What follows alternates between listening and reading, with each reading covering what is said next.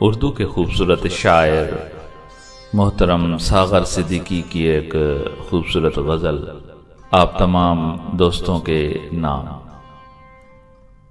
आज रूठे हुए साजन को बहुत याद किया,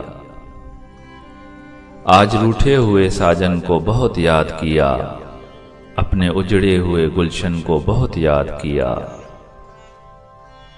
जब कभी गर्दिशे तकदीर ने घेरा है हमें, जब कभी गर्दिशे तकदीर ने घेरा है हमें, गेसुए यार की उलझन को बहुत याद किया। आज रूठे हुए साजन को बहुत याद किया, अपने उजड़े हुए गुलशन को बहुत याद किया।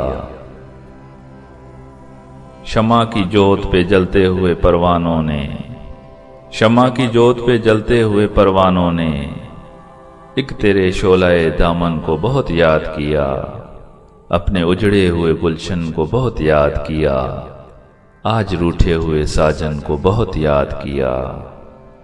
जिसके माथे पे नई सुबह का झूमर होगा, जिसके माथे पे नई सुबह का झूमर होगा, हमने उस वक्त की दुल्हन को बहुत याद किया। आज रूठे हुए साजन को बहुत याद किया, अपने उजड़े हुए गुलशन को बहुत याद किया।